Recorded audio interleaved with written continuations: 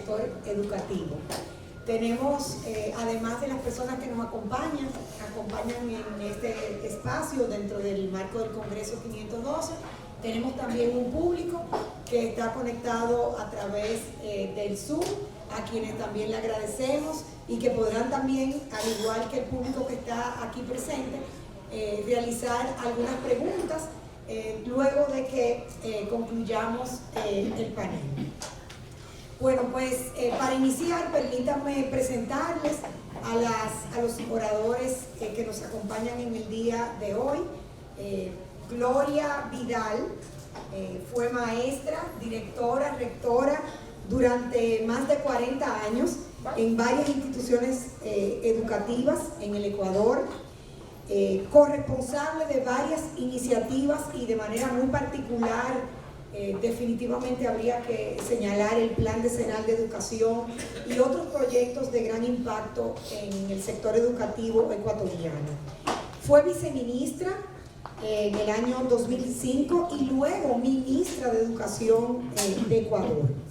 Presidió la Comisión Interamericana de Educación de la OEA, la Comisión Nacional Ecuatoriana de la UNESCO, la Cumbre de Ministros de Educación Andrés Bello, entre otros organismos regionales, y también embajadora de su país en Argentina.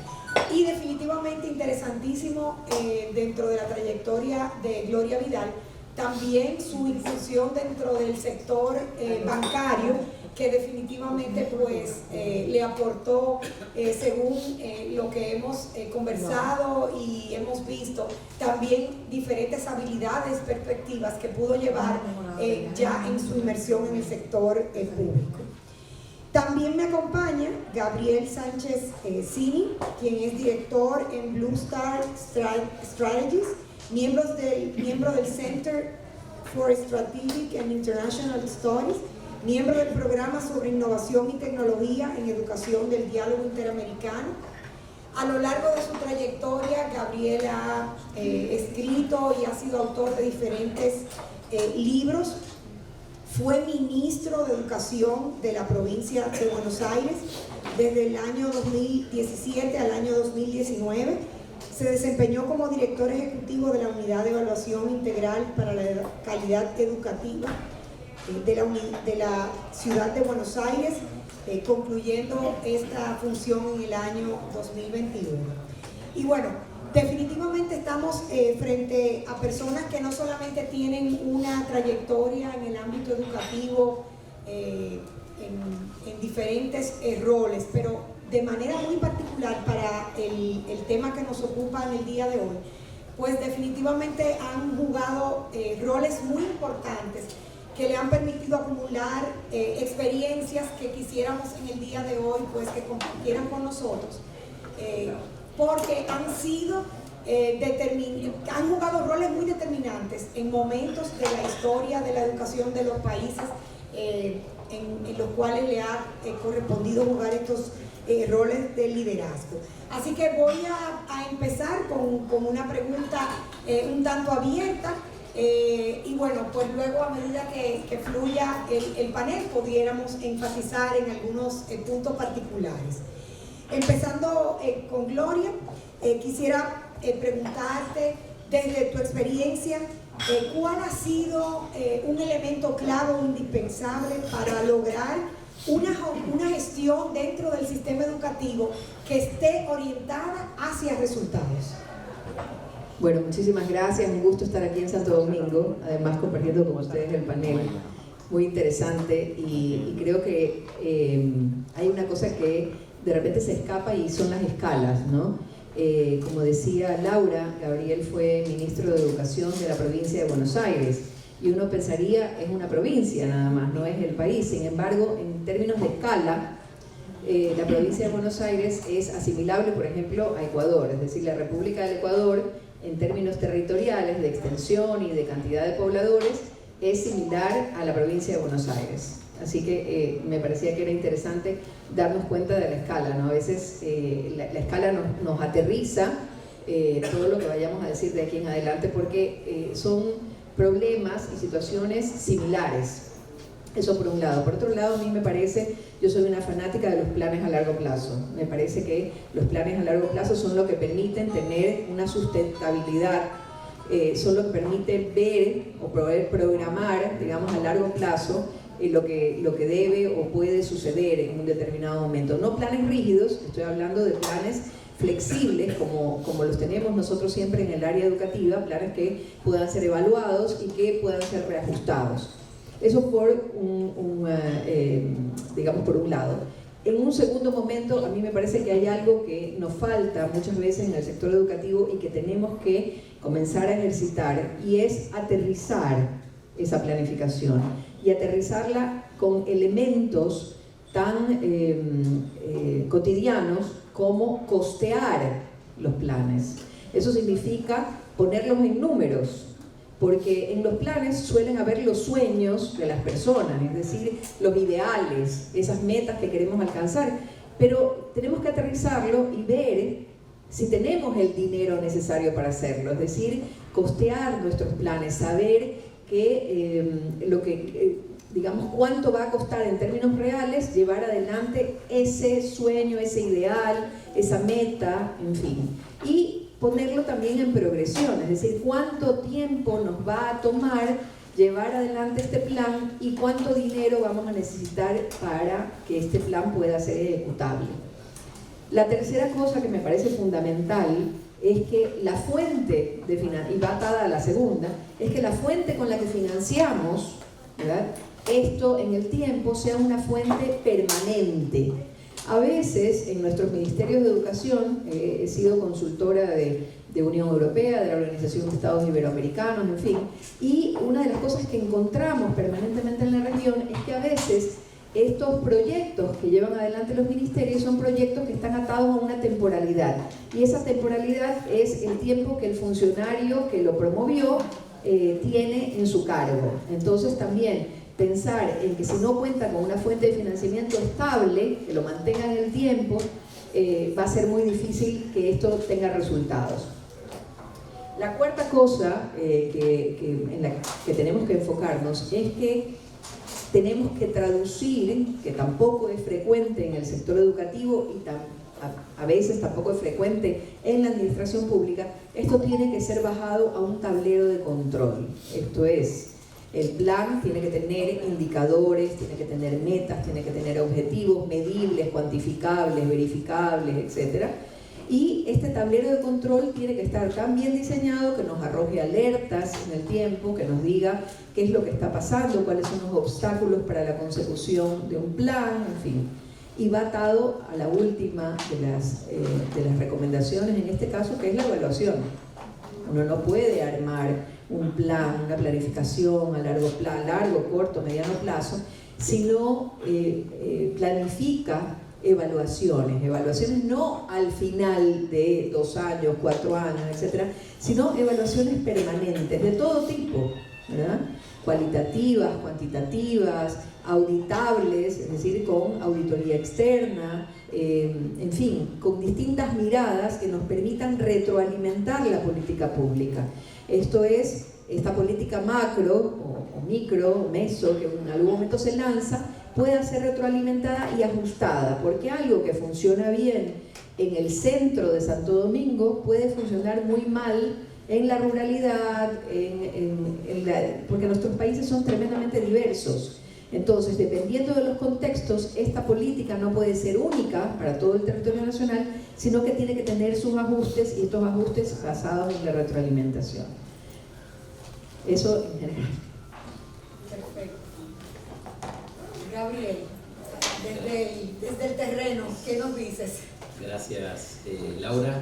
Es un gran gusto estar acá. Buen día a todos los que han venido, los que están participando por Zoom. Muchas gracias por sumarse.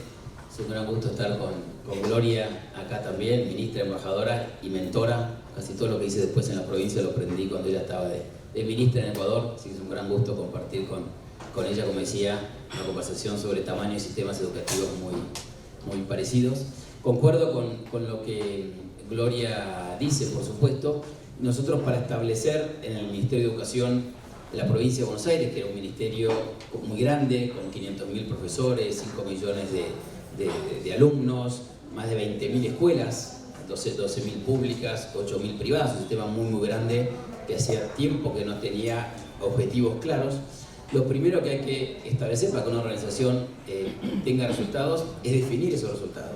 ¿Para qué estamos haciendo esto? Todos los que estamos en este salón queremos que los chicos aprendan, que los chicos y las chicas aprendan lengua, matemática, ciencias.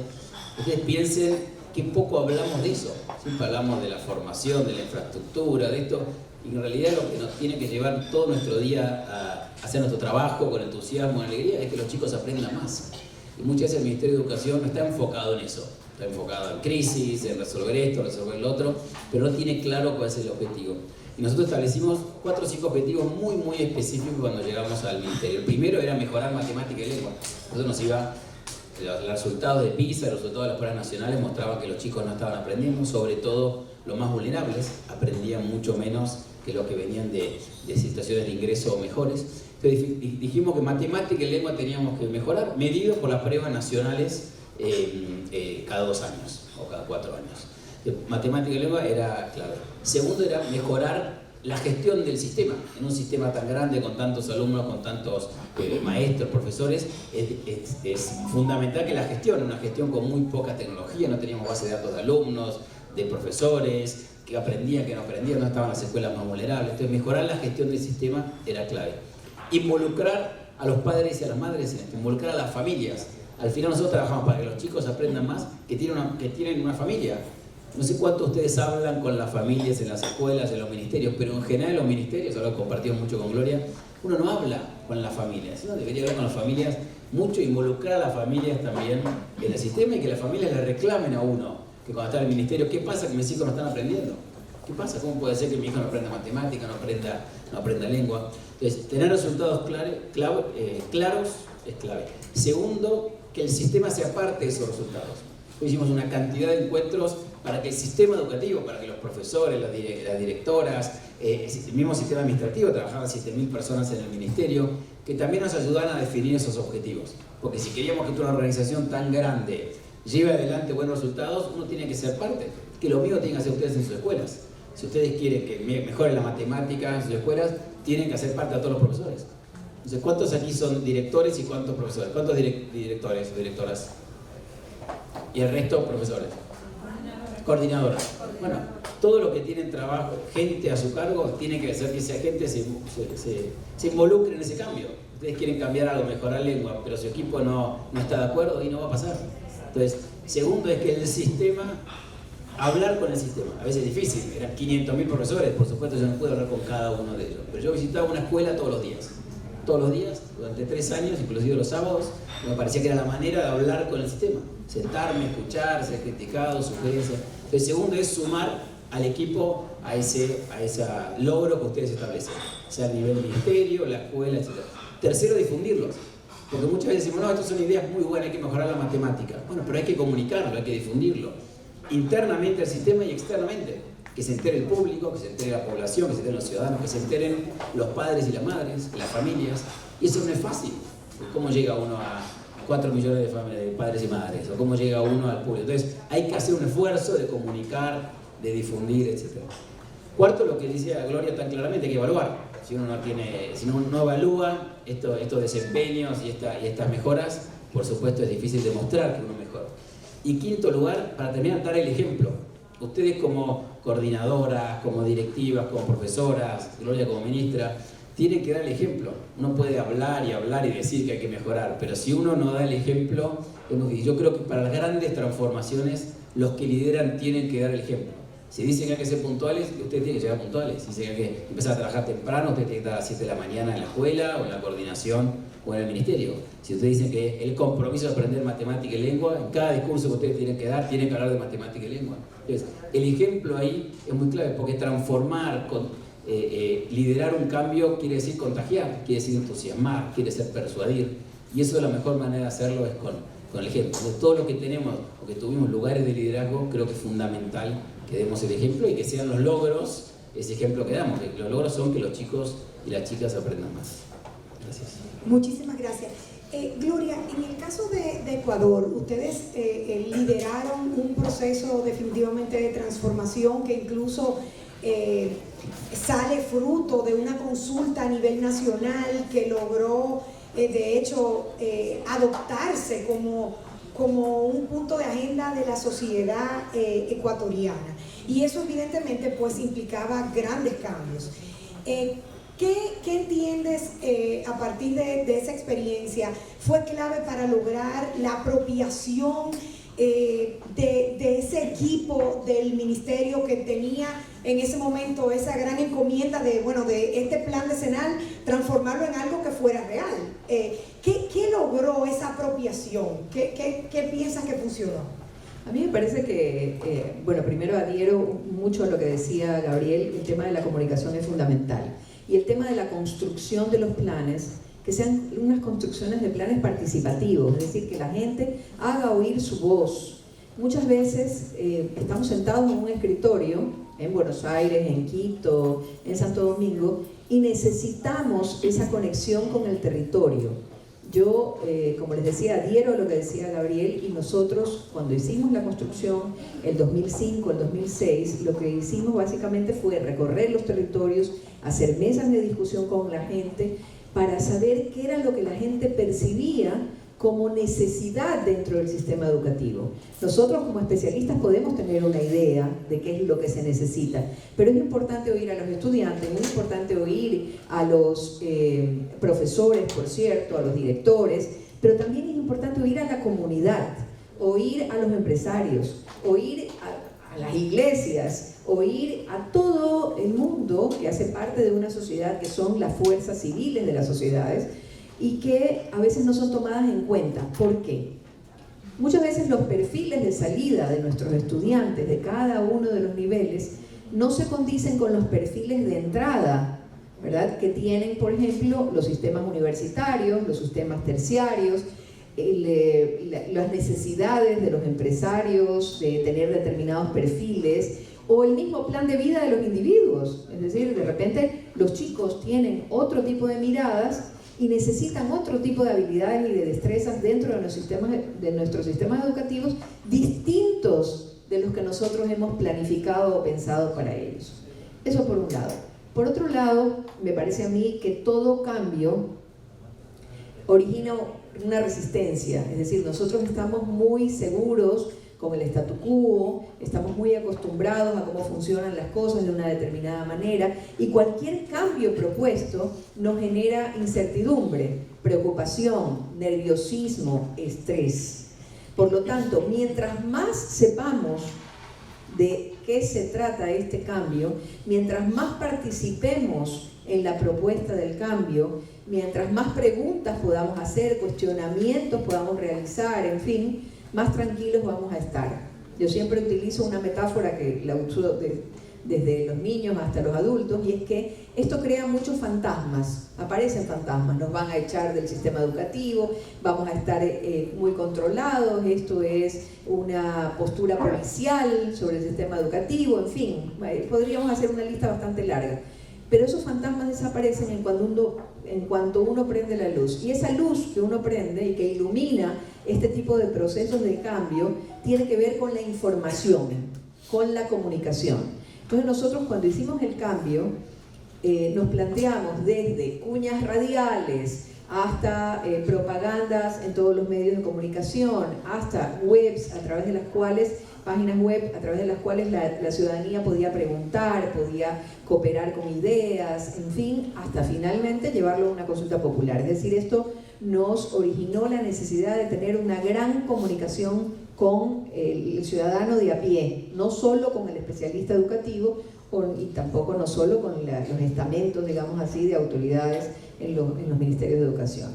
Y una reflexión final. A veces también dentro de lo público los ministerios de educación y los ministerios en general se cierran hacia adentro. Y en este tipo de construcciones también necesitamos la mirada del ministro de Salud, también necesitamos la mirada del ministro de Turismo, también necesitamos otro tipo de miradas desde lo gubernamental para enriquecer ese quehacer educativo. Me parece que eso sería, de mi parte, lo que puedo aportar para el tema. En el caso, Gabriel, tú mencionabas el tema de la importancia que tiene definir resultados y que esos resultados se conozcan a todo lo largo y ancho, ¿cierto? Y por eso hablaba de difundirlo y de manera consistente. Ahora, ¿cómo tener control de la evolución de esos resultados? Entendiendo la complejidad de los sistemas. Tenemos, bueno, en el caso de República Dominicana tenemos más de 10.000 escuelas, tenemos 122 distritos, tenemos 18 regionales, tenemos una sede central con diferentes direcciones. Y bueno, en el caso de Argentina fue muchísimo más complejo todavía, solamente la provincia. Entonces, ¿cómo lograr tener un control de la evolución de esos resultados de tal manera que los tomadores de decisión, tanto los mandos superiores como mandos medios, puedan tomar decisiones que permitan hacer ajustes? ¿Qué mecanismos utilizaste con tu equipo que entiendes que funcionaron? ¿Cuáles prácticas entiendes que pudieran arrojarnos luz en República Dominicana, que estamos en estos menesteres también? Gracias, Laura. Creo que en primer lugar que los aprendizajes son lo fundamental. Insisto, ustedes hagan una reflexión, ¿cuánto piensan durante su día de trabajo si los chicos aprendieron matemática o lengua?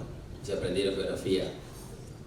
Me van a decir todos que muchísimo, pero estoy seguro que muy poco, porque muchas veces estamos tan metidos en el sistema que no perdemos el objetivo, que es matemática, porque además nadie nos está diciendo todo el tiempo cuánto aprendieron los chicos hoy.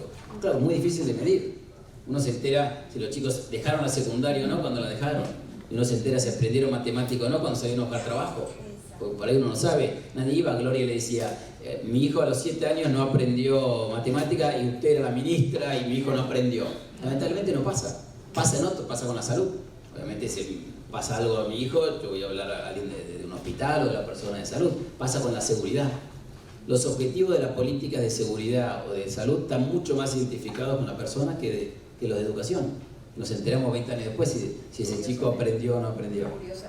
Curiosamente. Entonces, y además, ¿qué es lo que percute? Que ninguno de nosotros somos realmente evaluados diariamente. Porque ¿quiénes son los que deberían evaluar? ¿Las familias o los alumnos? Pero ¿cuántos padres van a verlas a ustedes un día y le dicen, mi hijo no está aprendiendo matemática? Entonces dice, bueno, sí está aprendiendo, pero no nos pasa, como ministro no nos pasa nunca. Había discusiones salariales, discusiones de infraestructura, discusiones políticas. Ojalá a mí me vinieran todos los días a criticarme porque no estaban aprendiendo los chicos matemáticas, porque eso es lo que tenemos que hacer, que los chicos aprendan contenidos. Entonces los resultados la obsesión tiene que ser esa, que los chicos aprendan, sobre todo los chicos más vulnerables, los que no tienen ninguna oportunidad si la escuela no les da buena educación. Porque los chicos de mayores ingresos por ahí tienen una oportunidad, tienen un profesor particular después de la escuela. Ahora, los chicos que la escuela tiene que generar movilidad social. La escuela es todo para el futuro. La escuela es el futuro para todos los chicos, pero especialmente para los más vulnerables. Entonces, ¿qué tenemos que medir? Aprendizaje. Todos los días, todas las semanas, todos los años. ¿Los chicos aprenden o no aprenden? Después tiene que ser, por supuesto, con el mejor equipo de profesores, con la mejor infraestructura, pero sobre todo que los chicos y las chicas aprendan. Entonces, yo traté de que el ministerio entero, con las 20.000 escuelas, las públicas, las privadas, todos estén realmente, diariamente enfocados en eso, que obviamente es difícil, porque nosotros mismos a veces no estamos enfocados en eso, pero los resultados tienen que ser los aprendizajes. Todo el resto son instrumentos para que los chicos aprendan. Entonces hay que estar muy, muy enfocados en que... Lo más importante para esos aprendizajes se den son los profesores, la maestra, los maestros, porque esos son los que generan ese aprendizaje. Entonces ahí el ministerio tiene que sobre todo colaborar y incentivar y motivar a que los equipos docentes trabajen en las escuelas, sean entusiastas, contagien, porque al final enseñar tiene que ver con entusiasmar al otro a aprender, ¿no? Entonces creo que ese espíritu también es fundamental. Entonces, ¿qué hacíamos? Nosotros teníamos un Estado, ¿no? Subnacional, entonces teníamos evaluaciones nacionales, que así nos medíamos. En Argentina no se pueden difundir los resultados, yo creo que hay que difundir los resultados lo más posible a todos los niveles, a nivel de la escuela, a nivel de las comunidades, como decía Gloria. Nosotros tenemos que lograr que la educación sea una prioridad del país. A los países que les fue bien en el mundo, toma las pruebas PISA por ejemplo, se ve que los ciudadanos han tomado esto como una prioridad. Uno hace una encuesta en Ecuador o en Argentina, educación del número 11, número 12 como prioridad. De una cantidad de cosas, no sé la última en Ecuador, pero había visto una hace un tiempo, y en Argentina sí, la educación no es una prioridad de nuestros ciudadanos. Bueno, entonces hay menos demanda por educación. Entonces los ciudadanos no votan a presidentes o gobernadores que la educación tenga una prioridad. Entonces hay que ayudar a generar demanda social.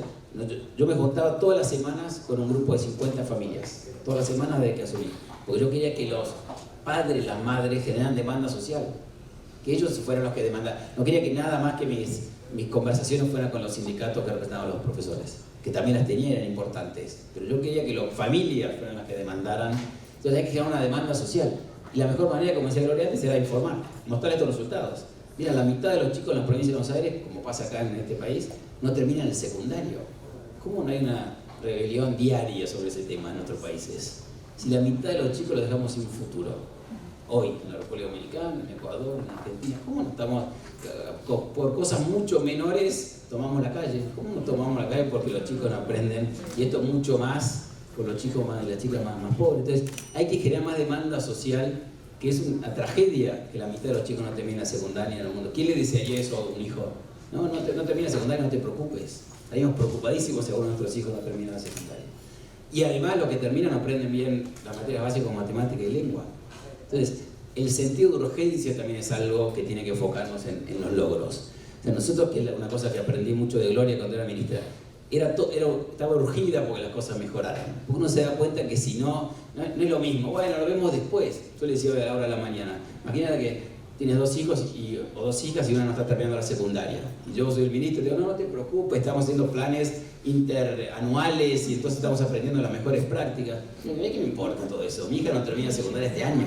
¿Usted qué va a hacer por mi hija que en diciembre no termina y se le acaba el futuro? Pues, ¿quién consigue un buen trabajo hoy sin secundaria? ¿Qué hijos ustedes consiguen? ¿No? Entonces, eso es lo que nosotros tenemos que tener, sentido de urgencia. Los logros son ese sentido de urgencia también. Ese sentido es decir, en las escuelas de ustedes, en las coordinaciones de ustedes, en las direcciones de ustedes tienen que estar urgidos para que los chicos aprendan. No es lo mismo el trabajo de ustedes de 8 horas por día. No es lo mismo. Entonces, si ustedes no van un día, si un día se paro, si un día lo tienen tan cansado, arruinaron, ¿no? Perjudicaron al chico un día de aprendizaje. Nosotros tenemos una vocación muy grande que tiene que estar, me parece, de alguna manera, como decía Gloria, iluminada o empujada por ese sentido de urgencia. El sentido de urgencia es enfocarnos en esos resultados, que son resultados de los aprendizajes que cada uno de ustedes en su lugar puede tener impacto. No es solamente la ministra, cada uno de ustedes, si tiene equipos, si tienen alumnos en su cargo, pueden generar ese impacto, ese logro y ese sentido de urgencia que tiene que, creo, ser transversal al trabajo de todos los que estamos en el sistema educativo.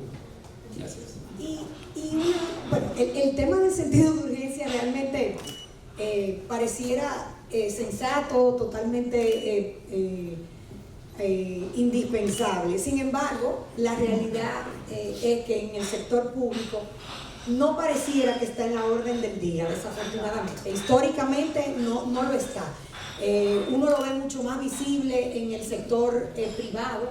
Sin embargo, en el sector público pareciera que los tiempos, a pesar de que existen tiempos políticos muy específicos y que hay un sentido de urgencia tal vez en el discurso, en la práctica a veces uno ve que las cosas no se mueven con ese nivel de celeridad que la agenda debería tener. ¿Cómo culturalmente empujar ese sentido de urgencia, Gloria? ¿Cómo lograr eso? Porque el discurso es uno, pero en la práctica no necesariamente se ve siempre esa realidad. Yo creo que yo soy fundamentalmente maestra y una de las cosas que Gabriel acaba de relatar era rigurosamente así. Ya estábamos dentro del Ministerio de Educación y no sabíamos cuánto tiempo íbamos a tener, con lo cual estábamos muy acelerados para tratar de construir los cambios de la mejor manera posible en el menor tiempo posible. Entonces, más de algún especialista educativo, más de algún consultor, más de algún político me dijeron: lo que están haciendo es imposible de hacer, porque nadie lo hace en tan corto tiempo. Pero yo los invito a ustedes para que den una mirada a aquello que sí fue posible. Y sí fue posible no porque yo se los diga, sino porque si ustedes revisan, y ahí sí vamos hacia lo observable, a lo medible, etc., las pruebas ERCE, que son las pruebas del Laboratorio Latinoamericano de la Calidad, teoría del UNESCO, van a ver ustedes el salto cuantitativo que da Ecuador después de toda esta batería de transformaciones, ¿verdad? El salto que da entre un estudio y otro. entre el CERCE, el segundo estudio, y el tercer estudio, y van a ver ustedes cómo el conjunto de estas políticas educativas provocó que saliéramos del fondo de la tabla y que fuéramos a la mitad de la tabla. Es decir, que lográramos que los chicos obtuvieran una serie, pero de reales mejoras, tanto en matemáticas como en el lenguaje, que es lo que en definitiva permite la construcción de otros aprendizajes. Es decir, si alguien domina, y aquí quiero ser bastante radical, si alguien domina, ¿verdad?, la abstracción matemática, etc., y todos ha desarrollado convenientemente todas las habilidades del pensamiento, ¿verdad?, a través de la materia de lenguaje o comunicación, no sé cómo se llama acá específicamente, pero lenguaje y comunicación, puede aprender cualquier cosa, ¿verdad? Es capaz de ser cualquier cosa. Entonces esa necesidad de urgencia está dada porque hemos perdido mucho tiempo en América Latina y necesitamos tratar de ganar ese tiempo que hemos perdido, es decir, de ir más rápido que otras regiones y ganar ese tiempo perdido y darle una oportunidad. Y yo siempre repito la misma frase cada vez que me entrevistan o que me preguntan sobre esto, y lo que digo es: la educación es la única puerta de esperanza para la gente. Olvidémonos de todo lo demás. La educación es la única posibilidad de romper círculos de pobreza. No hay nada más. Y piénsenlo detenidamente. La oportunidad que nos da la educación es una oportunidad única. Entonces, apostémosle como país y desde la ciudadanía, porque el gobernante siempre es temporal, ¿verdad?, desde la ciudadanía a comprometernos con la educación, seamos directores, profesores o padres, porque muchos de ustedes, además de ser directores, son padres o son tíos de alguien o son abuelos de alguien, pero en todo caso todos estamos involucrados en el sistema educativo. El sistema educativo nos traspasa, por lo tanto ese sentido de urgencia deberíamos de compartirlo entre todos, es decir, debería de ser para todos. Sí es real que dentro, digamos, de los sistemas nuestros de gobernanza hay una lentificación, pero está en nosotros también volverlos más rápidos, volverlos más ágiles, volverlos más eficientes también. Pero es una demanda ciudadana, es decir, hay que poner la educación en la agenda de las personas. Lo que dice Gabriel es real, es decir, si uno ve las prioridades de la gente en nuestra región, va a hablar de seguridad, de pobreza, bueno, hay un montón de prioridades antes y educación a veces no es una de ellas, pero ¿qué tal si le damos la vuelta? Es decir, teniendo como prioridad la educación, obviamente problemas de seguridad, obviamente problemas de pobreza se van a ir solucionando. ¿Por qué? Porque se van a abrir otro tipo de oportunidades. ¿Sí? Gabriel, vamos a decir, desde el punto de vista del liderazgo, cuéntanos un poco de cuáles son esas características de ese liderazgo que pudiera ser capaz de instaurar esos cambios, esos cambios culturales, ese nivel de celeridad. Háblanos un poco desde el punto de vista de las características de un líder que puede llegar a mover procesos de ese tipo. Bueno, cómo no. Primero, volviendo un poco a tu anterior comentario y lo que decía Gloria, yo creo que muchas agencias públicas y el Estado sí puede funcionar rápido. Yo creo que ahí hay un prejuicio que el Estado siempre es lento, el sector privado más rápido. Yo no estoy de acuerdo con eso. Yo creo que el Estado puede ir muy rápido, puede ser muy efectivo. Hay estados que funcionan muy bien, países que le va bien. El Estado es una organización productiva que funciona bien, que da buenos servicios, que atiende al ciudadano. Yo creo que no tenemos que darnos con ese prejuicio. El Estado de nuestros países tiene que funcionar bien, más en otros países que son países con mucha pobreza. Debería funcionar mejor que en Suecia o en Noruega, son países mucho más ricos. Entonces creo que todo lo que trabajamos o estamos mirando al Estado, tenemos que trabajar con respeto al Estado, entendiendo que puede ir rápido también, que tiene sus procesos, porque estamos administrando fondos públicos, fondos de los ciudadanos, por lo cual tiene que tener procesos de control, pero el Estado puede ir muy rápido, y Gloria lo demostró en su administración, nosotros también en la provincia de Buenos Aires. El Estado puede ir rápido, pero tiene que tener un logro, tiene que tener una motivación, tiene que tener un entusiasmo. Por eso es importante, volviendo al liderazgo, que el liderazgo tiene que ver con contagiar, con entusiasmar. Yo hablo con muchos amigos, lo hablamos con Gloria hoy a la mañana, que muchas veces uno llega a una posición diciendo, bueno, yo tengo muy buenas ideas, estas ideas las conversamos en miles de eventos del Instituto 512, estamos de acuerdo, en el consenso, pero la gente en general no quiere cambiar. Ninguno de nosotros quiere cambiar. Usted me dice, no, bueno, no usen más pantalones azules. Bueno, a mí me gustan los pantalones azules, explícame por qué, voy a tardar 2 meses para dejar de usarlos. Uno le cuesta cambiar, más a los viejitos después de 40 que nos cuesta mucho más cambiar, ¿no? Ustedes no lo saben, pero es mucho más difícil. Entonces, creo que los que tenemos una posición, todos ustedes tienen posiciones de liderazgo, tenemos que entender que si queremos este sentido de urgencia que hablábamos antes, si queremos transformar la realidad para que los chicos aprendan más, tenemos que contagiar a mucha gente que lo quiera hacer, en el sector público, en el sector privado, en nuestros colegas. Una de las mejores cosas que impacta la mejora de los aprendizajes, Agustín Porre, que está acá, y Jorge García, 2 amigos que están acá hoy escuchando, lo saben muy bien y lo trabajan, es que el clima escolar sea bueno. Ustedes lo saben, cuando ustedes tienen un buen equipo de profesores, profesoras, maestras, coordinadores, ese chico aprende mucho más. Eso lleva mucho tiempo.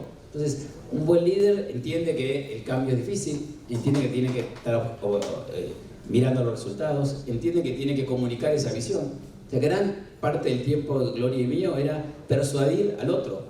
No era estar pensado en la oficina y para persuadir uno tiene que hablar con el otro. Uno puede hacer un video y que lo vean, pero la mejor manera de persuadir, si uno pudiera, es juntarse con uno a uno personal y decirle, mira, yo creo que tenés que hacer esto, por esto, por esto y por lo otro.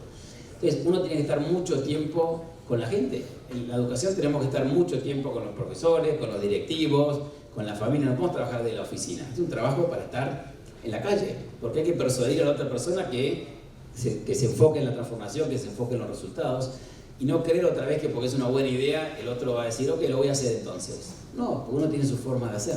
Entonces, un buen líder entiende que tiene que persuadir, que tiene que contagiar, que tiene que entusiasmar. Si yo no estoy entusiasmado de lo que estoy haciendo, es difícil que ella se entusiasme de lo que yo estoy haciendo. Entonces, ustedes tienen que estar siempre entusiasmadas. Es difícil, porque una vez un día estaba mal, se levanta mal, no durmió, se peleó con su pareja. Ahora, gran parte que yo le decía a los profesores del sistema, ustedes tienen que entusiasmar, porque enseñar quiere decir contagiar al otro que quiere aprender también. ¿Uno de qué profesores o maestras se acuerda? Sí, por ahí que era una experta en matemáticas, pero sobre todo que hablaba bien, que te contagiaba, que te hacía que te gustara la matemática. Por ahí no era la mejor gurú de la matemática, pero hacía que me gustara la geometría. Entonces yo me acuerdo de esa, de Ana María, de esa maestra. Yo los desafío a ustedes a hacer lo mismo, para que ustedes se acuerden de esa persona que más los contagiaba a enseñar, más que era una súper experta en bioquímica, ¿no? Entonces, creo que un buen líder entusiasma, creo que eso es clave en la educación. Un buen líder escucha. Muchas de las reformas que nosotros llevamos adelante en la provincia de Buenos Aires, yo la aprendí visitando escuelas. Yo tenía buenas ideas de lo que quería hacer, pero la mayor parte de las reformas era aprendiendo de lo que me decían las escuelas que tenían que mejorar. Entonces, escuchar es clave, inclusive cuando se equivoca. Entender que el equipo es todo. Un buen líder necesita un buen equipo. Nadie acá transforma solo. Ninguno de ustedes que tienen gente con sus equipos pueden hacer eso solo. Pueden tener la suerte de tener un cargo de liderazgo, como tuvimos Gloria y yo, un privilegio de tener un cargo de liderazgo en el sistema educativo, pero es un equipo. Yo traje 150 personas al ministerio, entrevisté a cada uno personalmente, porque yo entendía que lo que iba a hacer que pudiéramos transformar y mejorar los aprendizajes era tener un buen equipo. Yo dedicaba mucho tiempo entrevistando gente. Dice, no, pero ¿para qué perdés tanto tiempo? Todo que lo entreviste a otra persona. Porque yo creo que esa persona me va a transformar, no sé, los institutos de formación docente. Si yo no la conozco, no tengo confianza, ¿cómo va a hacer? Entonces, el equipo es clave. Entonces, hacer un esfuerzo grande por tener un buen equipo. Ser buenas personas. Un buen líder es una buena persona. Tiene buenas intenciones, tiene ganas de transformar, tiene ganas de ayudar. Una posición de liderazgo es una posición de servicio al sistema educativo. Al final uno tiene que servir, ¿no? Servir a los alumnos, servir a los profesores, servir a que mejore el país. Entonces, un buen líder en el sistema educativo es una persona que entiende que su tarea es una tarea de servicio, es una tarea que es un privilegio, porque puede servir a mucha gente, y en general es gente que entiende que tiene que ser una buena persona. ¿Cómo uno contagia, entusiasma, si no es a través del miedo? Es siendo una buena persona, contagiando, siendo honesto con los objetivos, honesto con los errores. Entonces, esa vocación de servicio para mí hace el sistema educativo también a un buen líder. Que todo esto no quiere decir que uno esté realmente obsesionado porque los chicos aprendan, ¿no? Porque al final todo esto tiene que hacer que los chicos aprendan más. Entonces, esa visión y esa manera de que uno se anima a trabajar con evidencia, se anima a trabajar con mediciones, es clave también, ¿no? Entonces creo que un buen líder del sistema educativo también entiende que tiene que tomar decisiones basadas en evidencia y que tiene que ser susceptible a ser medido, tanto los logros de los alumnos como... Imagínense si los ministros o ministras de educación se quedaran en sus cargos en función de si los chicos aprenden o no. Tendríamos mucho menos ministros, ¿no? Si los chicos no aprenden la prueba nacional, usted tiene que renunciar. No es grave, no lo vamos a echar, no se le va a dar una indemnización sin problema, pero usted tiene que renunciar. Porque ¿cómo puede ser que usted está acá para que los chicos aprendan y los chicos no aprenden? Si nosotros atáramos una cosa a la otra, probablemente tendríamos mucho mejores sistemas educativos. Porque usted está ahí para el ministro o ministra para que mejoren los chicos sus aprendizajes. Si no lo hace en un tiempo prudencial, usted se tiene que ir. Entonces, creo que los resultados son claves también para un buen liderazgo en el sistema educativo. A ver, bueno, yo creo que definitivamente ninguna conversación sobre el tema de educación puede obviar la pandemia. Definitivamente que probablemente uno de los sectores más afectados fue el sector educación, y ayer veíamos aquella descripción que nos hacían en el acto inaugural del Congreso, y realmente una descripción dramática, no solamente de las consecuencias que la pandemia trajo en todo lo que fue la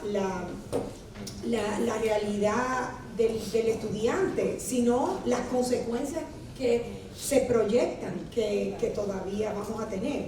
Entonces, no quería como dejar de mencionar en este conversatorio qué lecciones nos deja la pandemia en relación a todos estos temas de cultura de orientación a resultados. O sea, porque toda la cultura de orientación a resultados, hablábamos de articulación, de tener objetivos claros, de que hubiese comunicación, un sentido de apropiación, en fin, todas estas cosas teóricas, pues definitivamente la pandemia nos puso en jaque a todos.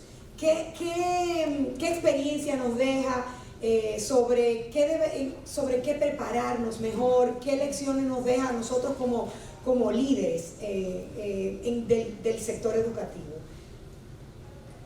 Sí, bueno, yo quería, sobre la pregunta que le hiciste a Gabriela hace un momento, acotar dos cosas que me parece que son importantes. La primera es que creo que los ministros de educación digamos, actuales, tienen que pensar que ya no pueden ser ministros de escritorio, sino que esa visita frecuente a las escuelas, ese contacto permanente con la sociedad es vital, es imprescindible.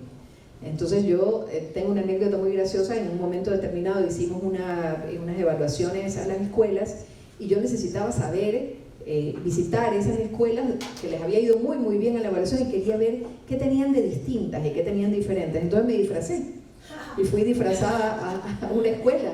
Entonces la maestra que me recibe, porque era una escuela rural, unidocente, la maestra que me recibe me dice: yo a usted la conozco, la he visto en algún lugar. Entonces me decía: no, mire, mi cara es una cara muy común, debe ser que le recuerdo a alguien, no sé. Pero me puse una gorra, me puse unos lentes, y fui con parte del equipo. Y acostumbré al equipo un poco a esto que Gabriel menciona tanto, ¿no? Conversar con la gente, ir al territorio, visitar las escuelas, a las que le fue bien, a las que no le fue tan bien, las que están pidiendo ayuda, las que no piden ninguna ayuda, también. Es decir, tener ese contacto, hacerlo parte de la agenda del ministro. Y me parece que los ministros de escritorio, por lo pronto en el sector educativo, y diría que también en el sector de salud, se deben terminar, ¿no? Deben estar en permanente contacto el ministro y su equipo. Y la segunda reflexión es que siempre sostengo que los equipos se parecen al director del equipo, al jefe del equipo, a la cabeza del equipo. Y esto pruébenselo ustedes mismos, en cualquier lugar, en un restaurante, en cualquier lugar. Los equipos se parecen a su jefe, ¿verdad? Equipos reactivos son porque tienen un jefe reactivo. Equipos dispuestos, activos, proactivos, etcétera, es porque el jefe, la cabeza, tiene esas características. Entonces ustedes, cada uno de ustedes que están oyendo esta conferencia, cuando tengan la opción de ser líderes de cualquier cosa, ¿verdad? Piensen que el equipo, la gente que los va a acompañar, incluso dentro de su misma familia, y tómenlo ustedes también hacia adentro de sus casas, tienen que ser líderes que tengan características positivas. Es decir, que aún en la adversidad, ¿verdad?, muestren la posibilidad de encontrar dentro de esa adversidad caminos de solución. Y esto lo ato a lo que Laura me acaba de plantear como pregunta, ¿verdad? Hemos pasado una crisis muy dura, una crisis mundial muy dura que nos afectó a todos, pero yo creo que nos tenemos, digamos, no quiero ser pesimista, al contrario, soy una persona muy optimista, pero creo que nos tenemos que acostumbrar a la crisis. Esta fue grande, fue larga, fue dura, en fin, pero creo que no es la última que vamos a tener. Creo que nos tenemos que acostumbrar a que estas crisis van a suceder con más frecuencia de la que quisiéramos y que tenemos que estar preparados nosotros, nuestros equipos, nuestras familias, nuestros niños y jóvenes, etcétera, para vivir en ese continuum, digamos, de crisis crítico. Y yo a la crisis no le quiero poner una carga negativa necesariamente, porque de las crisis uno aprende, en las crisis uno se recompone, en las crisis uno se vuelve creativo, en las crisis uno se inyecta un poco de adrenalina para ver cómo sale de la crisis. Y pensemos solamente por un minuto, algo que lo hemos visto en Argentina, que lo he visto yo también en Ecuador y que seguramente en República Dominicana también ocurrió, cuántas personas tuvieron que cambiar de profesión, reinventarse con un nuevo emprendimiento, es a cuenta de la crisis. Entonces aprovechemos las crisis también para volvernos creativos y buscar nuevos caminos, digamos, de crecimiento y de evolución. Eso por un lado. Por otro lado, la segunda reflexión que quiero hacer sobre el tema de la pandemia es que puso un elemento que en muchos lugares había sido dejado de lado durante largo tiempo, y es la intervención de las familias en los procesos de aprendizaje. A mí me parece que eso, este es un elemento que no tenemos que, ahora que estamos volviendo a la, entre comillas, normalidad, no tenemos que dejarlo de lado. Tenemos que volver a reforzar esos vínculos y enriquecer los procesos de aprendizaje con nuestras familias. Es como que la familia poco a poco, durante algunas décadas, fue dejando de lado el papel o el rol de el educador centrado en el maestro, digamos, canónicamente hablando, ¿no?, o escolásticamente hablando, cuando los padres, los tíos, los abuelos, los tutores, etcétera, pueden ser grandes mentores en los procesos de aprendizaje, pueden ser grandes impulsadores de procesos de aprendizaje que nos sirven después a nosotros como elementos muy enriquecedores en procesos ya más académicos, digamos, ya en estructuras que corresponden más ya a la escuela, pero los experimentos, los descubrimientos, muchas veces nacen, en la mayoría de los casos, en la vivencia familiar, en los núcleos familiares. Entonces creo que eso es muy importante. El tercer punto que quiero señalar sobre esto es que esta vivencia de la pandemia nos hizo reflexionar sobre la distancia física que podemos tener, sobre todo con comunidades que son tremendamente vulnerables, porque en este caso no estamos hablando de los chicos y de los maestros que tuvieron cerca tecnología, sino de aquellos que no la tuvieron, o de aquellos que la tuvieron con retraso, o de aquellos que la tenían y no tenían, digamos, la conectividad necesaria como para atenderlos, y también de aquellas personas como nosotros maestros que no teníamos la instrucción necesaria o las habilidades necesarias desarrolladas como para enfrentarnos a una clase a distancia. Porque, e insisto mucho siempre sobre esto, una clase a distancia, un aprendizaje a distancia, no es replicar la clase tradicional a la que estamos acostumbrados a través de un medio tecnológico. No tiene nada que ver, es otro tipo de metodología la que hay que utilizar, ¿verdad? Y entonces sí creo que los gobiernos, que desde la institucionalidad también, tenemos que pensar en que nuestros maestros tienen que estar formados en ese tipo de metodología para la enseñanza a distancia. No estamos preparados, nos tomó de sorpresa y no pasa por repartir computadoras. Gabriel, una de las cuestiones que tiene en su currículum es justamente venir del mundo de la tecnología, y creo que va a coincidir con esto. Es decir, no simplemente supone desarrollar software y repartir máquinas, sino que supone todo un cambio de visión educativa de nuestra parte y de parte de las familias también, y de parte obviamente de los chicos, de los jóvenes y de los niños, ¿no? Entonces, dejo estos 3 puntos sobre el tema, ¿no? Así no lo hacemos tan largo. Construyendo sobre lo que dijo Gloria, creo que esta tragedia, porque fue una tragedia, sobre todo para tantas personas que fallecieron, tantas personas que lo pasaron, tantos familiares que lo pasaron mal estos 2 años, coincido que trajo algunas cosas positivas que las tenemos que aprovechar para el sistema educativo. Una es el involucramiento de las familias, parece que eso es muy bueno, la familia que se acerquen a la educación, pero también la familia como que demanda socialmente. En muchos países hemos visto manifestaciones para que abran las escuelas. En mi país pasó eso, yo creo que eso es muy positivo.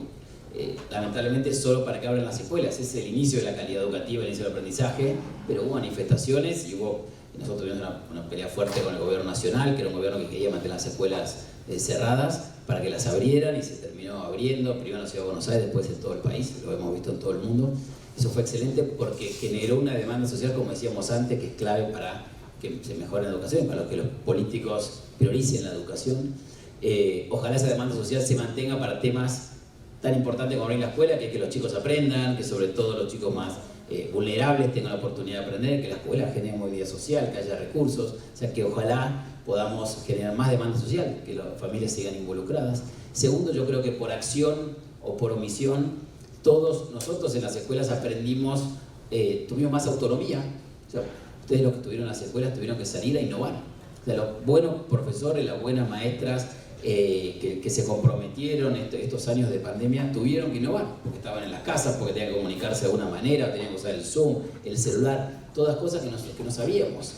Creo que eso generó, insisto, los buenos maestros, los comprometidos, un aprendizaje fenomenal, mayor autonomía. Yo creo que la escuela tiene que tener mucha más autonomía. Yo creo que el ministerio tiene que evaluar, pero tiene que dejar, los que saben de educación son ustedes, los que están en las escuelas, no los funcionarios burocráticos como trabajó en el ministerio. Son ustedes que están en las escuelas, que saben, que hablan con los chicos, que estudiaron. Entonces, cuanto más autonomía, y yo creo que eso por acción, algunos estados lo deciden así, la mayoría por omisión, porque los estados no sabían qué hacer.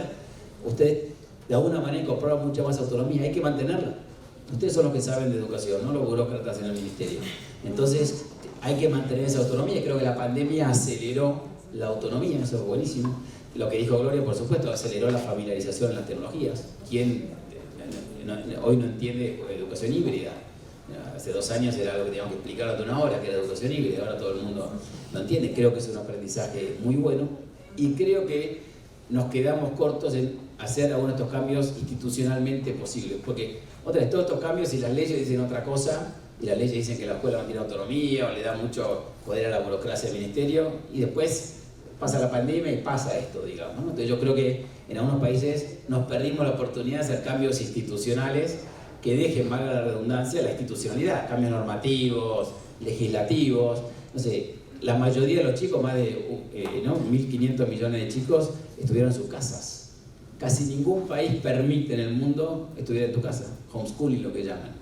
Bueno, uno puede decirle que le gusta o no le gusta, pero muchos países permiten eso, obviamente con el sistema curricular. Bueno, hubiera sido un momento para dar el debate, por ahí no había que cambiarlo, pero ¿por qué no dimos el debate y que permitamos eso en el sistema educativo? Los sistemas educativos son muy rígidos y no están funcionando bien, porque si no tendríamos la mitad de los chicos que no terminan la secundaria en Latinoamérica, la mayoría que no estudia, todos los países de Latinoamérica en los peores lugares de PISA. Algo no está funcionando bien, ¿no? Según lo que veíamos antes los logros. Bueno, por ahí creo que estos cambios institucionales hubieran ayudado a sacarle por ahí un poco de rigidez y creo que no lo aprovechamos tanto como lo hubieran podido aprovechar. Estamos a tiempo, pero creo que ahí nos quedamos cortos en algunas reformas institucionales, ¿no? Bueno, pues muchísimas gracias. Yo creo que llegó el momento de poder dar la oportunidad a la audiencia, una audiencia de docentes que representan la geografía nacional y también de directores y de otros puestos dentro de equipos de gestión. Así que, Victoria, si nos ayudas Si hay alguna persona que quisiera hacer dentro de la audiencia, que quisiera hacer alguna pregunta, y también pudiéramos darle la oportunidad a la audiencia que nos escucha por el Zoom.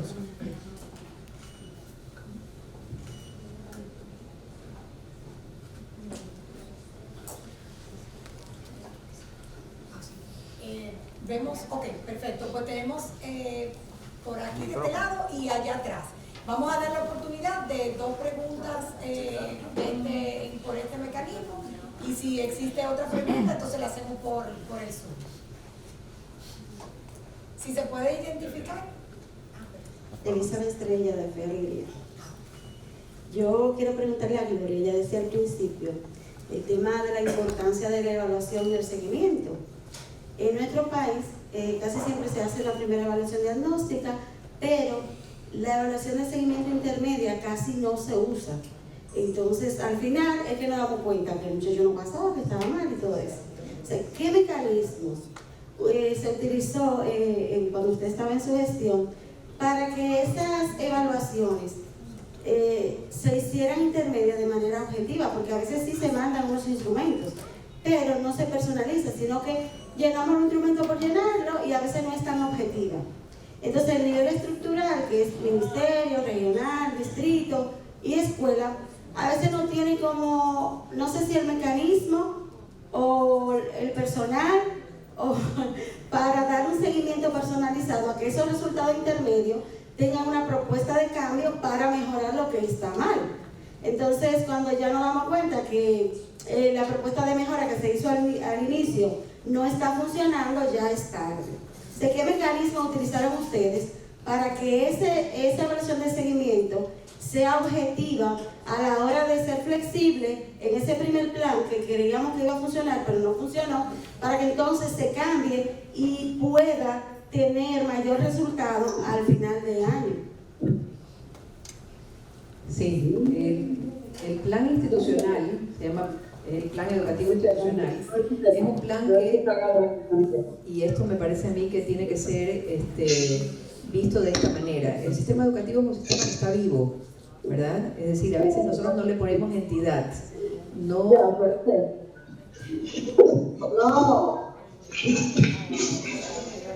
que silenciar todo. Tenemos que pensar, y acá se fue, pero bueno, puedo hablar alto. No, ya volvió.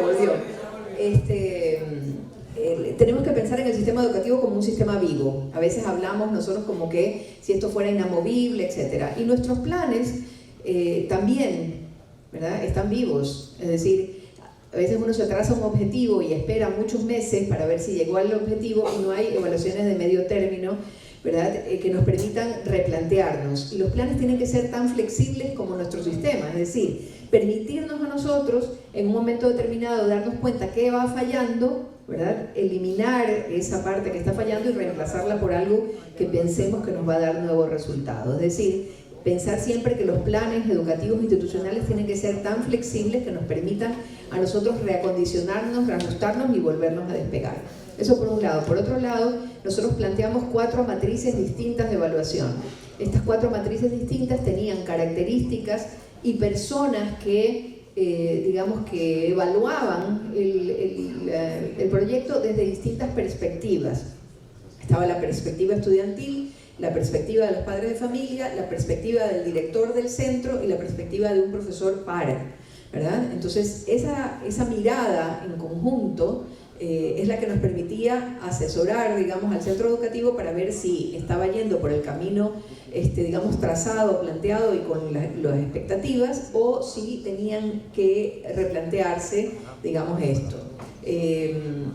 Nos ayudó mucho la desconcentración en distritos y en circuitos escolares, porque Ecuador era un país que tenía muy centralizado su sistema educativo, todo dependía de Quito, digamos así, y descentralizarlo permitió también hacer un seguimiento más oportuno a los proyectos educativos institucionales.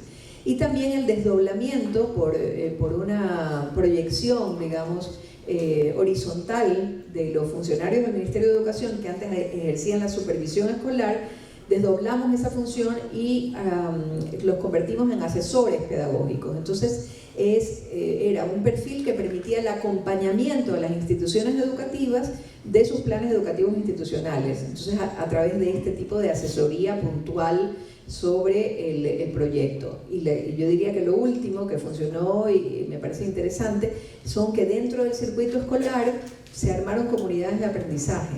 Entonces uno puede aprender de otros dentro de esa comunidad que están desarrollando planes o proyectos educativos institucionales que han encontrado, digamos, una salida al mismo problema que yo presento, ¿no? Sí, tenemos allá atrás, tenemos la oportunidad de una sola pregunta más y disculpen porque tenemos unas ciertas restricciones de tiempo. Buenas tardes. Buenas tardes. Mi nombre es Yane Cabrera, docente del Centro Salesiano Don Bosco, y hemos escuchado cómo se nos ha expuesto lo positivo que nos dejó la pandemia.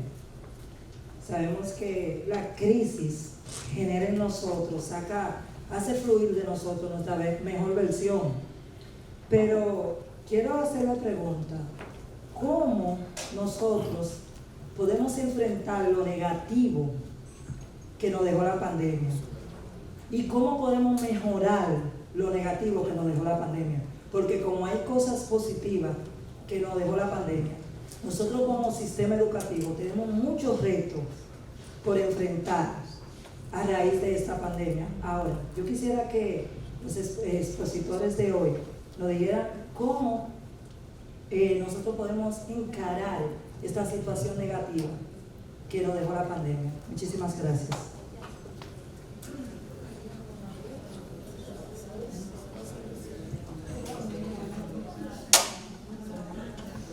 Gracias por el comentario. Creo que muchas de las secuelas negativas y tristes que dejó la pandemia van a ser difíciles de curar, va a llevar tiempo.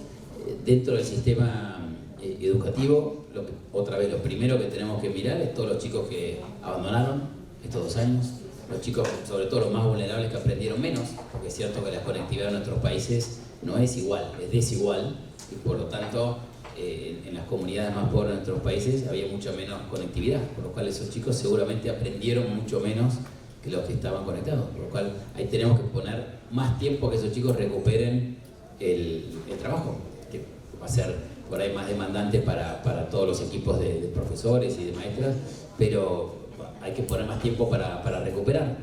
No medimos tanto durante la pandemia eso, no hay muchos países que tengan claro cuánto tiempo se perdió, cuántos abandonaron la escuela, pero creo que hay que enfocarse en los que abandonaron la escuela en esos años de pandemia, en los que aprendieron menos, va a ser una demanda mayor para el sistema educativo para recuperarlo, pero hay que hacer un esfuerzo grande en que eso se pase, pues si no van a ser 2 años perdidos para chicos y chicas que, como decíamos antes, ya tienen menos probabilidad de que la educación les genere movilidad social. Gracias. Sí, me están pidiendo otra pregunta y ya con esto tenemos que finalizar. Muchísimas gracias. La pregunta es, ¿qué tipo de metodología recomienda para empezar a utilizar la tecnología como modelo pedagógico a seguir? Sí, creo, Gabriel, que esa pregunta no va a haber forma. ¿Querés decir algo sobre la anterior? Sí, yo lo que quisiera decir es que me parece a mí que con la pandemia se vivieron situaciones que efectivamente han tocado mucho a los maestros, sí, pero a los niños y a los jóvenes. Y algo de esto está siendo tratado por psicólogos, por gente especializada del tema, pero los maestros necesitamos tener una sensibilidad muy especial para ir desactivando de alguna manera situaciones socioemocionales que van a perjudicar directamente los aprendizajes, más allá del aprendizaje en sí mismo, que ocupa un lugar muy importante dentro de nuestra labor. Me parece a mí que un lugar indiscutiblemente más vital aún tiene que ver con la estabilidad socioemocional de nuestros estudiantes. Entonces creo que hay que procurar buscar caminos para encontrar profesionales que acompañen a los centros educativos y hacer todo un trabajo con maestros y con familias para lograr avanzar en desactivando, digamos así, problemas de agresividad, problemas de depresión, angustia instalada, en fin, una serie de cuestiones, porque pensemos que dentro de ellos hubo pérdidas, hubo temores y situaciones de repente no muy trabajadas a nivel, no se han verbalizado suficientemente y continúan, digamos, en el inconsciente de nuestros estudiantes y de nuestros maestros también, por cierto. Estamos entre el panel y el almuerzo, así que voy a ser rápido. Pero creo que lo positivo de lo que se refiere a la tecnología es que todos hemos tenido un curso obligatorio de familiarización con la tecnología. Nadie puede decir en el sistema educativo que no siempre decíamos, no, que hay que hacer concientización y capacitación. Hace 15 años, la verdad que no.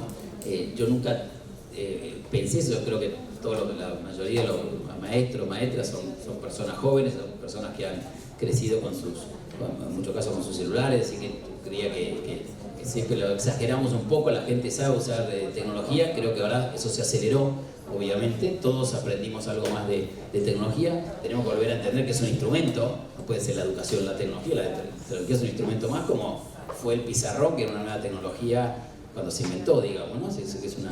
Pero sí creo que se puede potenciar, sobre todo para llegar otra vez a los lugares que tienen menos acceso. Por eso es importante que los gobiernos, el sector privado inviertan más en conectividad también. Ahora quedó muy claro que la conectividad es como la electricidad, es como el agua corriente, es clave la conectividad, lo hemos visto por la pandemia.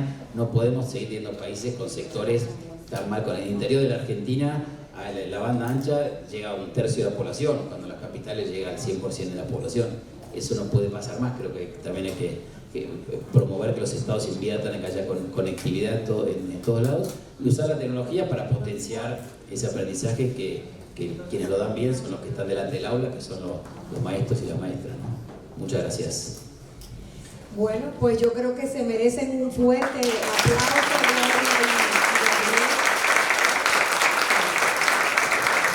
Muchísimas gracias por la generosidad de sus conocimientos, por compartirlo con nosotros evidentemente desde la trinchera. Es muy evidente que tienen esa gran experiencia. Gracias a todos los colegas que nos acompañaron en el día de hoy. Y bueno, pues desearles éxito en todo lo que nos resta del Congreso. Muchísimas gracias. Gracias.